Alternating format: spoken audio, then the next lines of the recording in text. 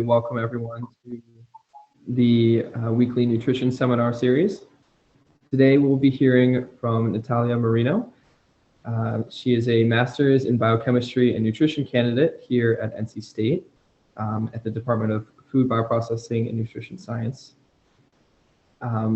Natalia has a Bachelor of Science in Biochemistry with a concentration in Physical Sciences, as well as a BA in Business Administration from the Queen's University in Charlotte. Natalia has worked as a teaching and research assistant here at NC State, as well as a user interface and user experience designer at America's Choice Inspections in Charlotte. While pursuing her master's degrees, she is currently working as a marketing data analyst for Redskill North America in Charlotte. Today, Natalia will be speaking on the differences in innate immunity in breastfed and formula-fed children. And with that, I'll hand the floor over to her. Hi, Luke. Thank you for that introduction. Appreciate it. I'm going to go ahead and start sharing my screen. And you guys let me know if you can see that, please. So if I speak this way, it's because I've got my monitors here, but if you can't see me, let me know. Part of the nutrition curriculum that I've been doing at NC State has had a lot to do with maternal and infant nutrition. And one of my goals down the line will probably be to get my lactation consultant certificate. I currently volunteer in a clinic called Caring that has a program where nurses are paired up with moms. They stay with them for 2 years. And one of the things that they do is lactation consultation, nutrition services. And I'm hoping to eventually be able to help on them. So it's kind of why I focused my talk on breastfeeding. A lot of us may have heard about IgA and how that translates to immunity in breastfed infants. But today, instead of focusing on adaptive immunity, I actually want to focus on innate immunity.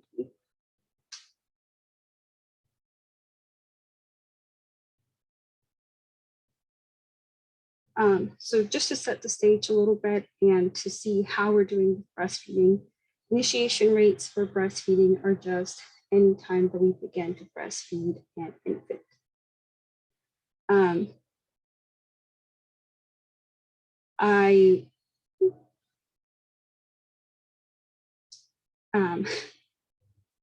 I want to start by saying that these are not infants that are exclusively breastfed. Initiation just means it's starting to be breastfed. We are comparing Sweden, the US, and Ireland because they are countries that economically look pretty similar as well as development. And Sweden has really led the way with breastfeeding. As you can see, they have pretty high breastfeeding rates, even since the 80s. In the United States, breastfeeding actually hit a pretty low point around the 70s.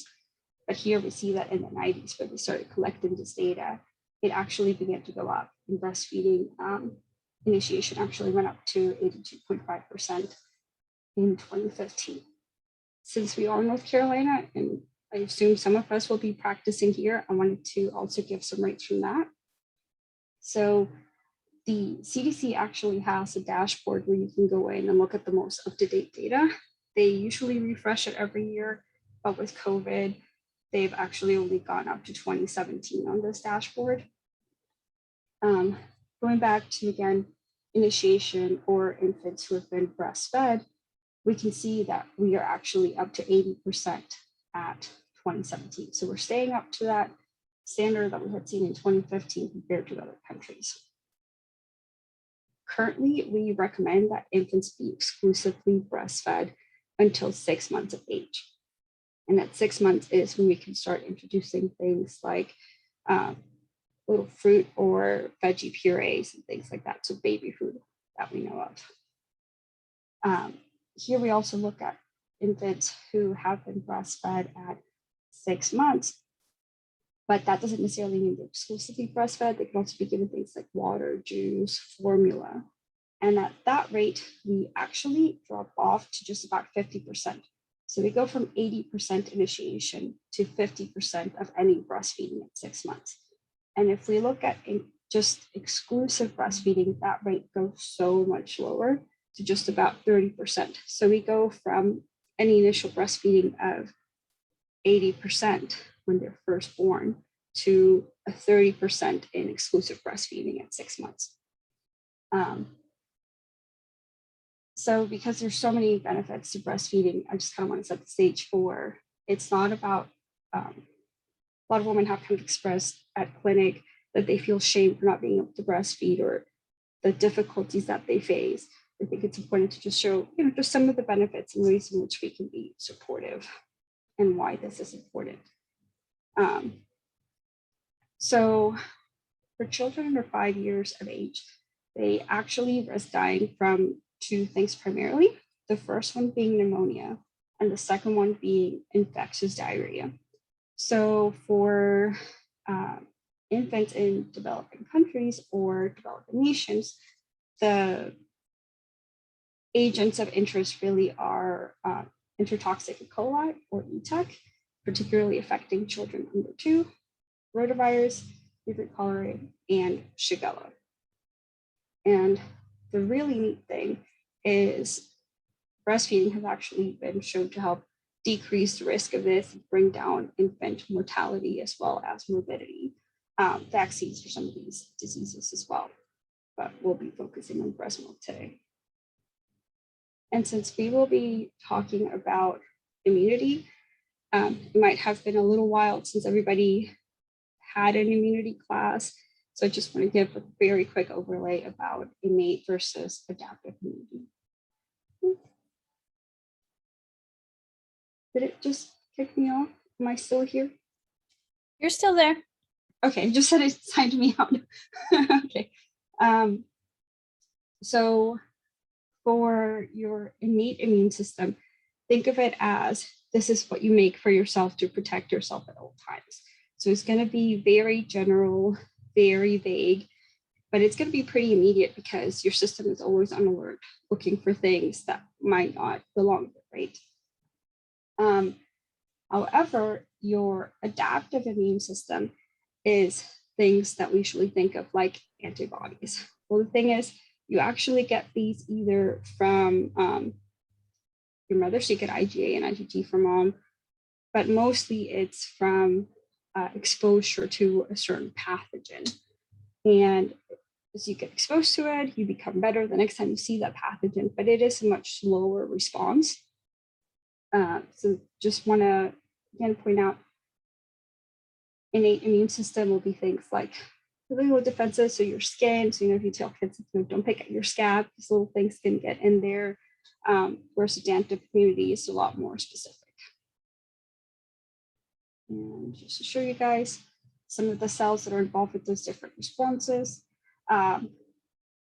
T cells, central killer T cells are kind of both. Some of the ones that we will actually talk about today are things like natural killer cells, neutrophils, T cells, and B cells.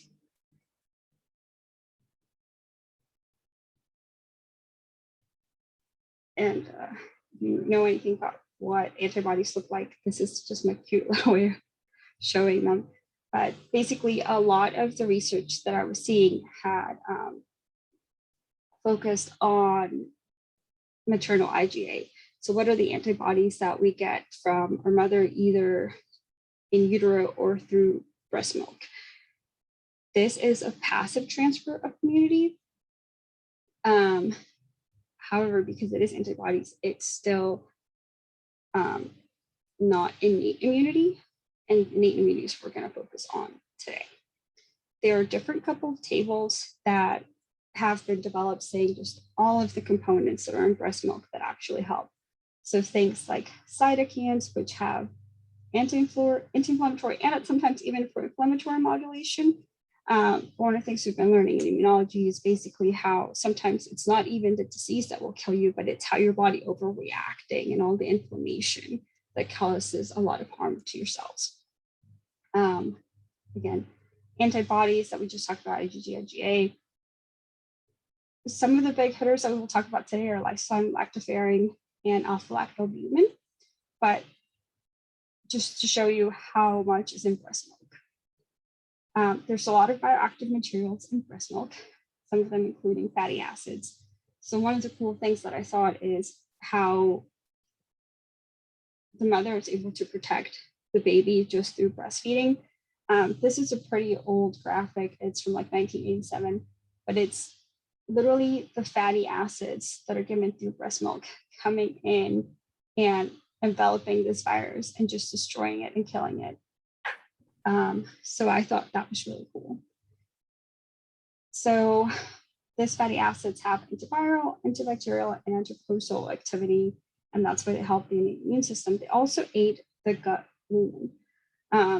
So I think a lot of us have been hearing about this whole gut as a second brain and connection and how it helps with our immune system and how it helps with endorphins and things like that. And literally all of that starts from the moment you're born because you're being breastfed.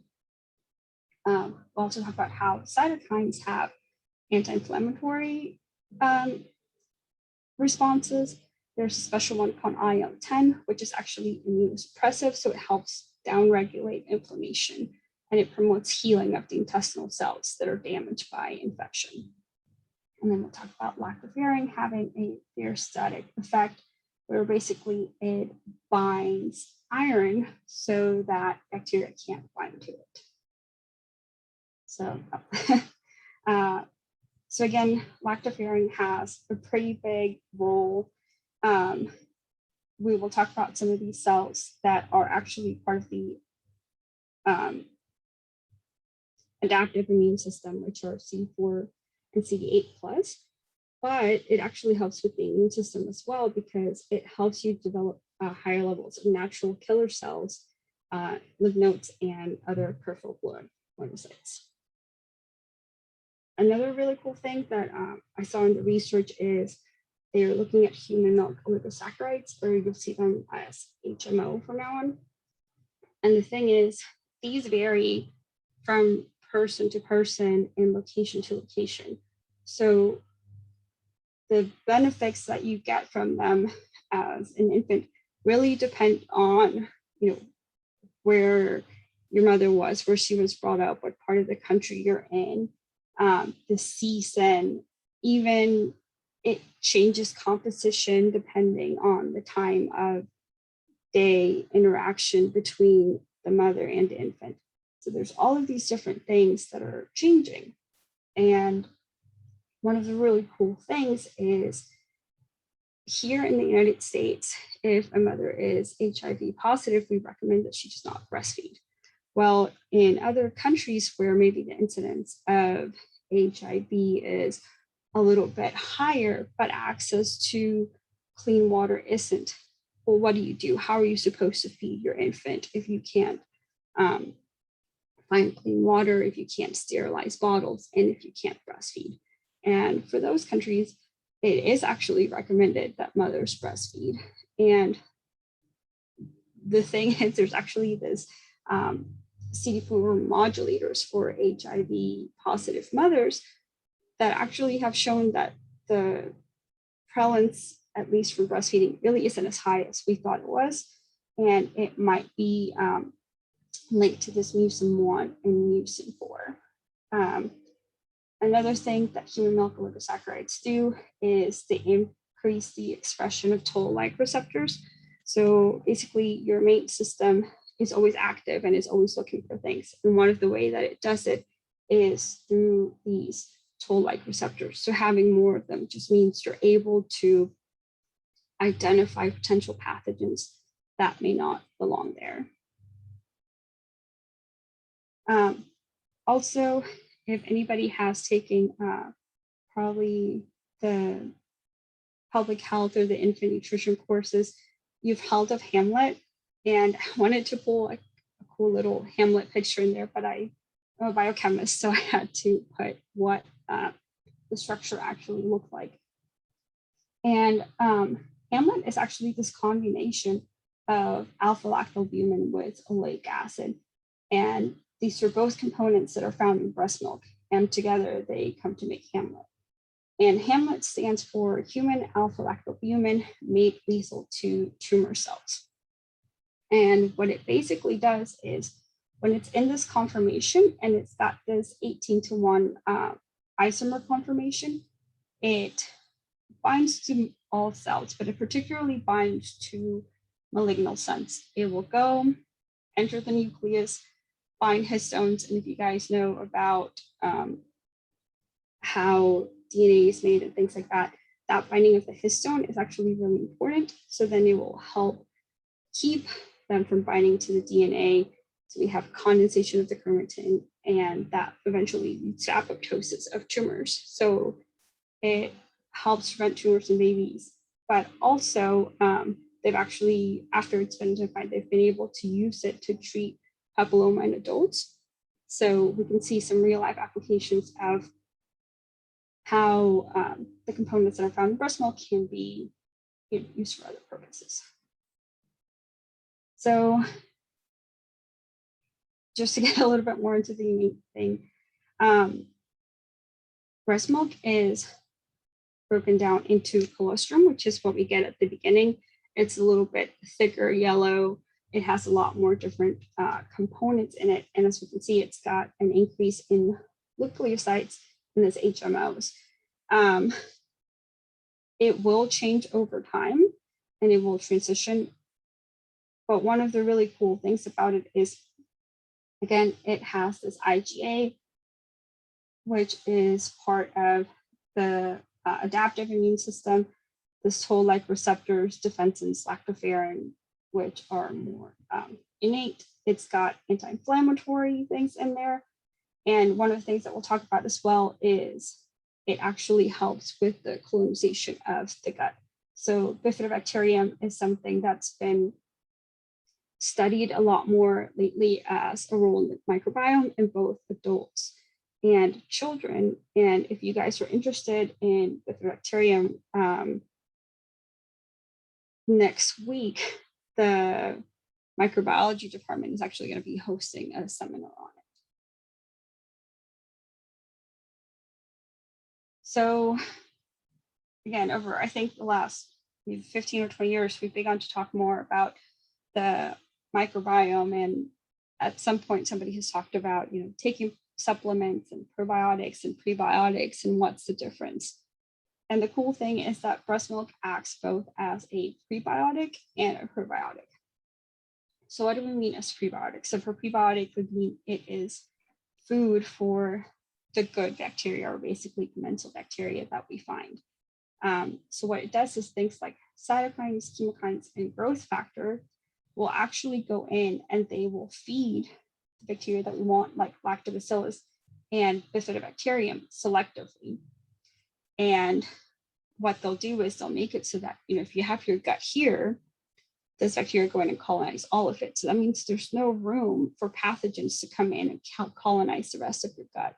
So in that way, it is innate immunity defensive because it is part of a mucosal surface. It's the same thing for those human milk oligosaccharides, and they actually are metabolized by a couple more strands. And they also inhibit the growth of these types of strands. And if you know, I can't pronounce this, but like Gasseri, it's called like beaver disease, and you get it from drinking unclean water. So again, in places where access to clean water may not be as prevalent, breastfeeding can have a really big impact. And then it's also probiotic, and probiotic means you're actually introducing a live strain to your microbiome. So again, lactobacillus, bifidobacterium are some of the big headers here. And the thing is, like, breast milk has a pretty big load of bacteria. So every time the infant ingests breast milk, it is getting a fresh batch of bacteria that is going in and colonizing really all of their surfaces from the digestive system. So we talked about earlier how some of those infants may get diseases like diarrhea or enterocolitis or otitis media, and sometimes you are prescribed antibiotics for that. And we've already been shown that disruptions in that gut bacteria have been associated with increases in allergy, asthma rates, C. diff, and cholesterol mortality rates. So again, microbiome is really important, and breast milk does help give you that protective barrier. So getting more in to one of the studies that kind of really touched on this, it's a study out of Sweden, where we have 34 infants who have been formula fed, and then we have 3 different types of infants that have been, 34 infants that have been breastfed, and then 3 different types of formula feeds for formula fed infants. This was really interesting because it was actually double blinded to both the investigators that were giving the formula and to the parents. So the parents knew their children were getting formula, but they didn't know what the composition of the formula was. They had a control group. They had a formula that was enriched for alpha-lactalbumin. And again, we already talked about how alpha-lactalbumin helps with oleic acid, and it makes Hamlet. And I think that's why they did that. And they had another one where they had enriched alpha-lactalbumin, but they reduced casein and a glyceramic peptide. So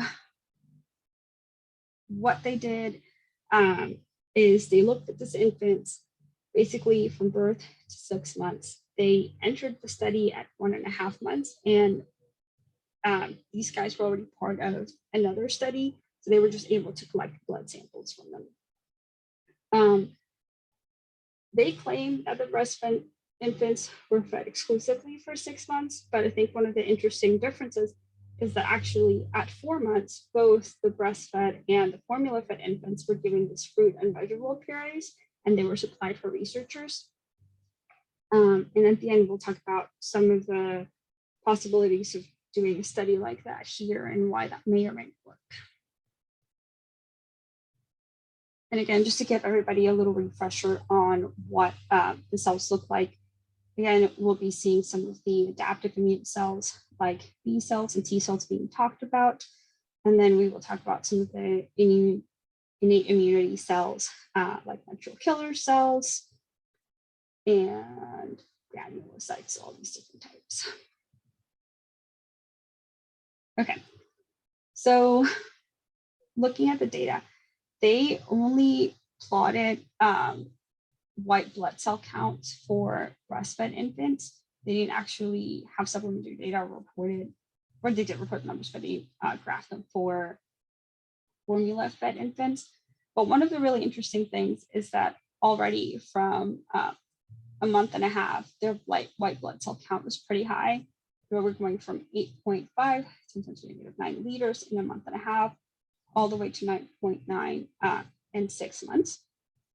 And if you break it down and you actually go in and look at the type of population, what's in the lymphocytes, we're going to see that lymphocytes, again, so much higher than anything else. So that means for the composition of this white blood cell counts, lymphocytes were a major part of this. And they continue to kind of increase and then plunge down a little bit.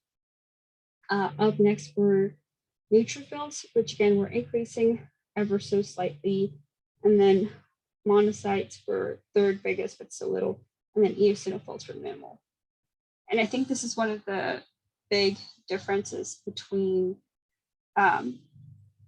breastfed and formula fed infants. So if we were only looking at breastfed infants, you would see eosinophils are pretty minimal and you wouldn't really notice them. But then if you actually go in and plot the data and look at breastfed infants versus formula fed infants, we see that there's actually a pretty big statistical significance in eosinophils. So these rates for eosinophils remain pretty constant for breastfed infants, but they actually go down for formula fed infants. And this change did not start at 1.5 months, it started more at that 4 month and 6 month mark. So overall, when you're looking just at white blood cell counts, there isn't that much of that significant, at least, or that significant difference, at least for breastfed infants and the control formula. There's a little bit of decrease actually for the alpha-lacbumin and then the enriched formula as well. So then we don't want to continue to use those later on. Another thing to look at was the neutrophils. So again, I know it's kind of hard to see here, but I highlighted it for us. We see where neutrophils are going up for breastfed infants. And again, for that alpha-lac formula, things are going down significantly.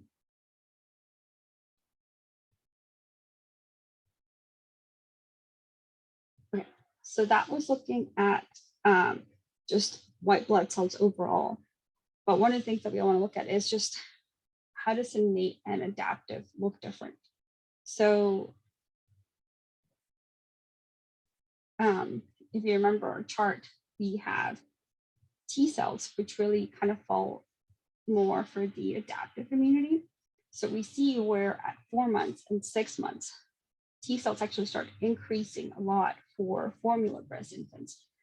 In particular, there's alpha beta T cells and alpha beta T cells. T cells here. So these are breastfed infants and our formula fed infants. Those cells are growing in for both of them. The same as T helper cells, those rates are growing. CD4 to 8 rates are also growing, whereas for breastfed infants, they stay pretty much the same. And that's for adaptive immunity. So here we're already starting to see that the adaptive immune system of breastfed infants is already being skewed. And this is just at 4 months of age.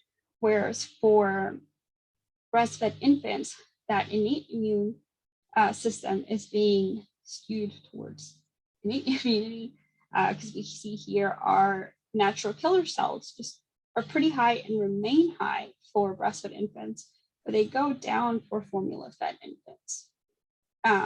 Even though B cells are part of adaptive immunity, there wasn't a statistical significance there. It was more between T cells and natural killer cells.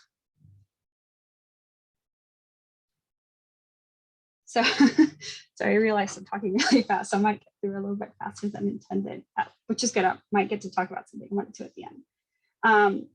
So this is just one study that had really good graphics, but there's been almost 10 years of research kind of backing up some of these points about how breastfed infants do have an increase in white blood cell count, which is pretty constant, and it's particular for neutrophil granulocytes.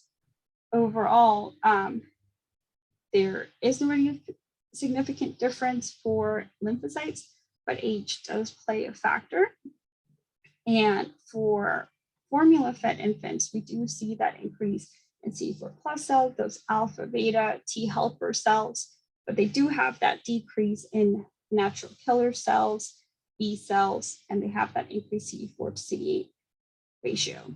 And I thought this was pretty interesting. Formula-fed infants had a dominance for naive T helper cells over memory cells, and there's a whole system that goes into activation for them.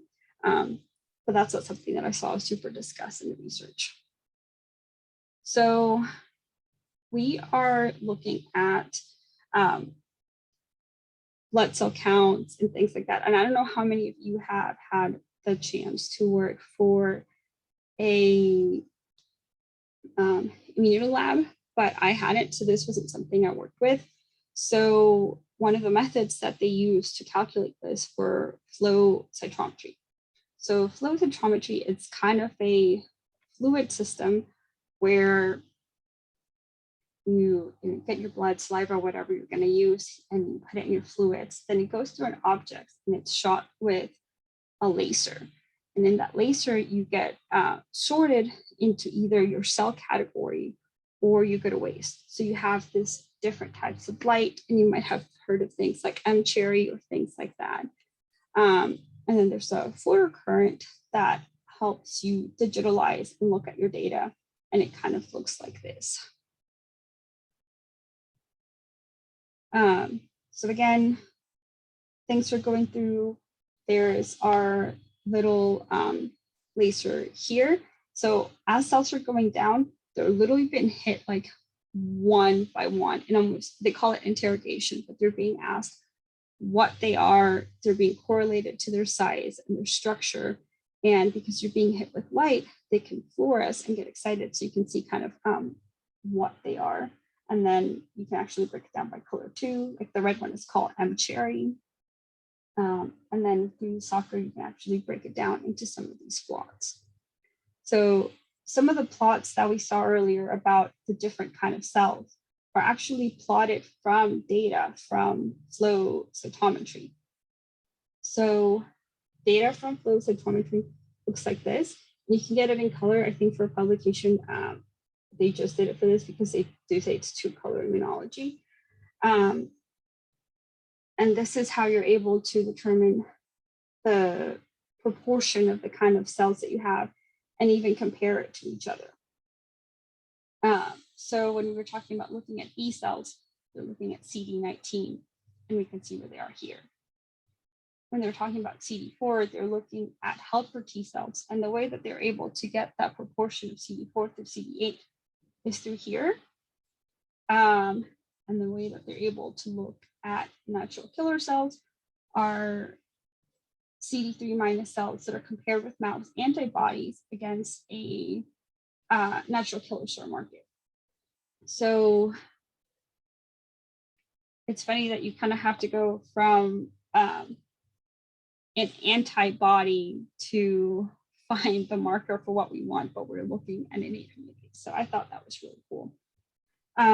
So they basically had to do this for all of the different infants and then compare all the different plots to get an average. And what they found was that at 1.5 months, there already is a pretty high proportion of native T cells circulating around the blood of the infants, because the data that they got, they didn't get saliva, they used blood samples. Then there are different lymphocytes that they looked at, and so these things like that, and they remain constant for breastfed infants. So one of the things is talking about the ethics of breastfeeding studies. This was a study that was conducted in Sweden, where they were able to break the children into breastfeeding or not. But because of all the benefits that we know from breastfeeding, we can't just go in and say, hey, these children are going to be breastfed and these are not, because we know we would be doing it a disservice, right? So they had parents that for whatever reason were not going to or could not breastfeed their children. But there's also this relationship that they had because they were being already conducted from another study, that the parents had felt comfortable allowing the researchers to give them a formula that they didn't know the composition of. So how much harder would that be to be here? I think it would be pretty difficult to say, you have a newborn baby, we're going to send you home with formula, we're doing a study, it's safe, but we don't know what's in it. So I think that was a pretty interesting distinction. Another thing was how even the veggie and fruit purees that they brought in and for at 6 months were also provided by the researchers. So it's nothing that you got at the grocery store. It's something that you supplemented with. It's something that you got from the researchers. So eventually it would be nice to be able to replicate, do more studies like this, because even with just looking at 34 breastfed infants is still a pretty small sample size. And again, this has been replicated by other studies, but the sample size is just never really that big. So what are some of the ways that we can kind of get around that and kind of move past it? Well, you can actually use piglets as a model. So most of us are used to our animal model, the standard animal model being a mouse. And for a lot of the studies that were looking at these things, we saw that we used mice antibodies to get what we needed.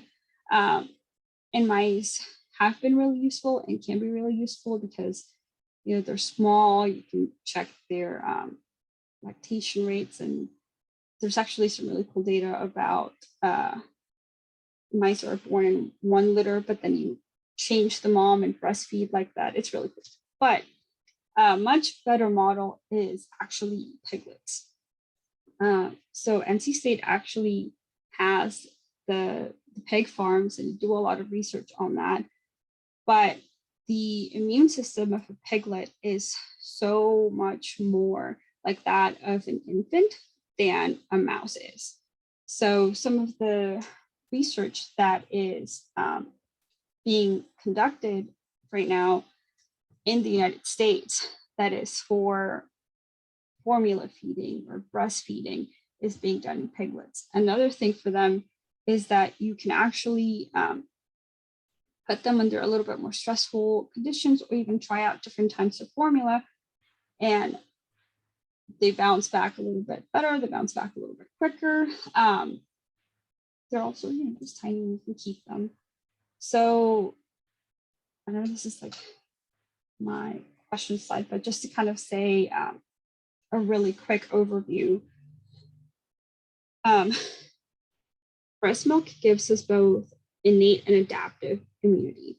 So it helps bias our own innate immune system so that we are developing those natural killer cells. So we have those high levels of lymphocytes throughout our system. And that makes it so we're actively looking for things that are generalized, and it helps decrease things like enterocolitis, pneumonia, infections, ear infections. But the thing is, it's not just as simple as I can say, hey, let's just break up the immunity that we get from breast milk into innate and adaptive. You could, but there is also a lot of overlap. So we do know that that IgG and that IgA that we get also in breast milk from mom also makes a big difference. And that's why when we have our table telling us what the different things that we get from breast milk, they usually break it down like so, into just the components that you get from breast milk. And then here they'll say, you know, immune modulation or immune domination or gut development. So again, we see the immune system is just really all over the components, the bioactive components of breast milk. So with that, I'm going to take a water break, and then you guys can ask questions if you have them.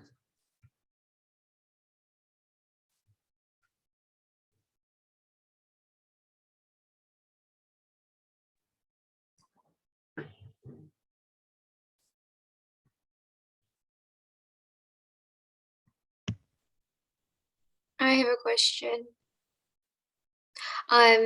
So from breastfeeding, how long do babies carry their mother's immunity?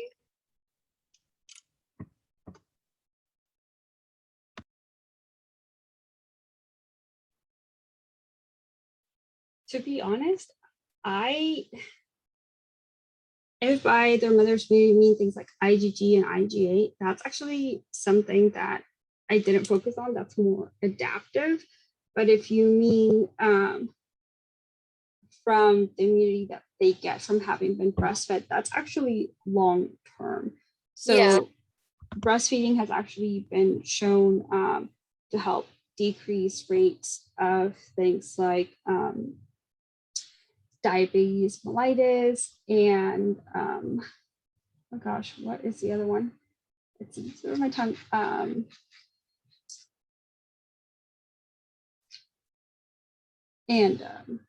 Oh gosh, sorry, there's anyways, digestive diseases, asthma, allergies.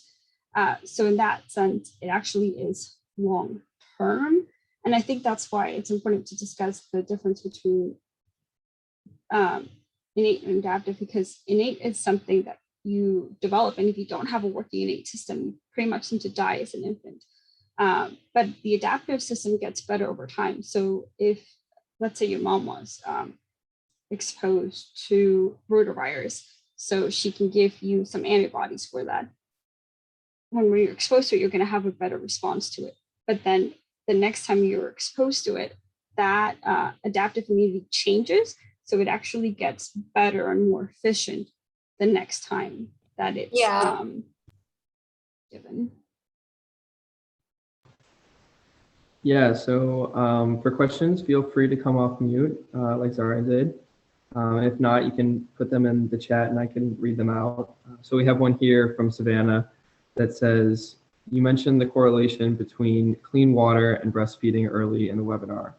The question is, if one has access to clean water, does this decrease the importance of breastfeeding infants? No, not necessarily. I mean, breastfeeding, it's still really important, and the benefits you get from breastfeeding over formula are so much greater that even if you do have access to clean water, it is recommended that you breastfeed. It's more for, and it wasn't clear, the note I meant for was more of when you're in a country where maybe the population of moms tends to be higher active for HIV positive, but then you don't have access to water. That's when you would change the recommendation to allow them to breastfeed. But other than that, if you can, it is recommended that you do.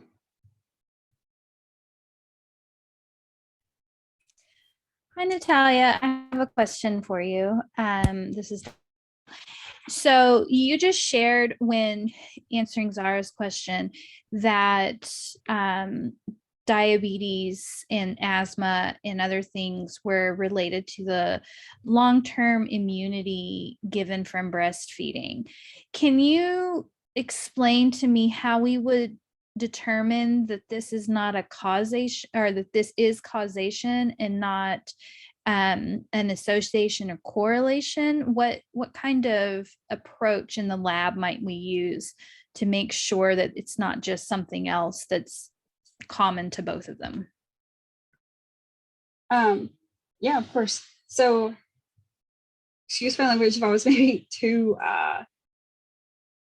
strong with it, but no, it's definitely an association. So we say things like decreases the risk for asthma and obesity and things like that. Again, this is difficult because we're working with humans in the lab, and there's so many things that can change. But from something like diabetes that we know is part of genetics, we could look at a subset of infants that was breastfed, whose parents or grandparents or who have the genetic markers for diabetes, and the ones that don't. And so trying to make things as equal as possible. So things like where the race, nutritional status, socioeconomic status, gender, and then ideally having something like breastfeeding be the only thing that changes, whether they're breastfed or formula fed. I think that could potentially be one way to look at that. Asthma is a lot harder to look at because asthma is also correlated with socioeconomic status. But something like, breastfeeding, that's the word I was looking for earlier, celiac disease. Breastfeeding is also correlated with a decreased risk in celiac disease, which also has a genetic component to it. So again, it could be something like allergy testing is done in infants, genetic profiling is done in infants, and then you break them down again by age, gender, socioeconomic status, nutritional status, and then look at which ones of them end up developing or not, and then breaking them down by whether they're breastfed or not. Thank you. As a follow-up, how might using the piglet model, which you were talking about earlier, be able to help if we don't have access to children and looking at it, looking at these factors through a more public health or epidemiological approach? So looking at it in the So one of the things that breast milk does with innate immunity that we were kind of discussing is the whole role of the microbiome. So one of the things that they can begin to look at is how the microbiome of the piglets is being affected. So they could go in and say, these get formula and these get, some of the studies actually have given human milk to the piglets. So you can actually break it into three where you have the formula, the milk from the sow, and then human milk. And then you could go in and evaluate the microbiome and see how the microbiome changes for them, and even try to bring in a certain pathogen and see if the microbiome that you develop from human milk is able to bounce back even after you introduce that pathogen, or how that changes depending on the pathogen introduced, or breastfed formula, or not breastfed, human milk fed, or formula fed. Does that answer your question? Thank you. Yes. There's another question here in chat. Says, have you actually conducted in vivo or in vitro experimentation related to mucosal immunity during early development? I have not. My research that I actually conducted was at the micromolecular level. So I did things like enzyme assays and things like that. What I focused on more was more of phylogenetics and creating phylogenetic trees. So I'm just going to get some water.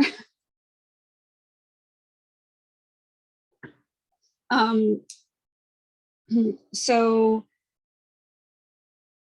my research focused more on creating phylogenetic trees to try to find active sites to see what type of substrates different things could use.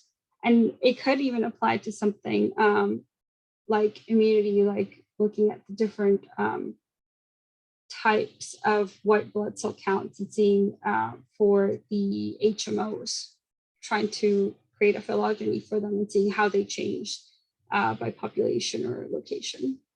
But no, this is not something that I've personally done.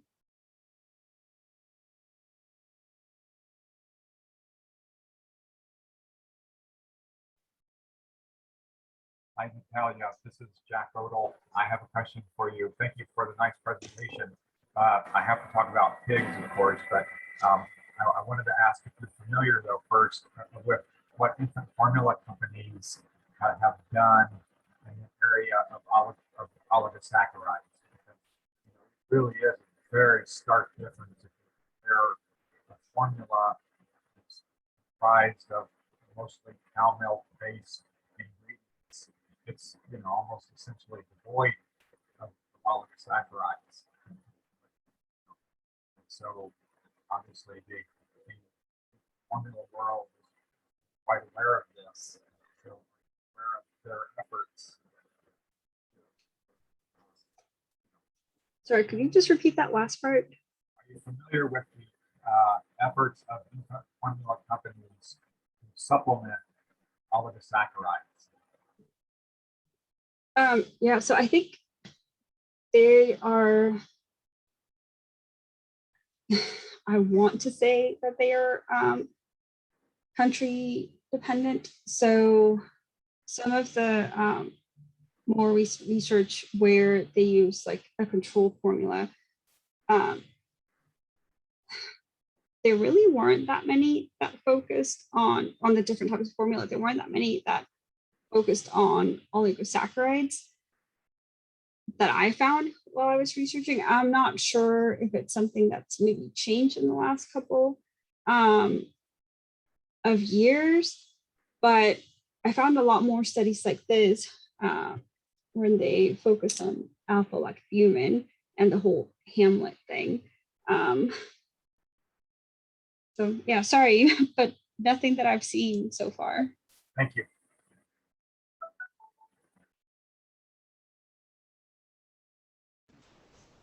Are there any more questions out there in chat? If not, I want to thank you all for attending Natalia's presentation. Thank you for a wonderful presentation, Natalia. Next week in our seminar series, we'll be hearing from Savannah Howard, who will be speaking on the ketogenic diet. I hope you all have a wonderful week and a wonderful weekend. Thank you for joining us.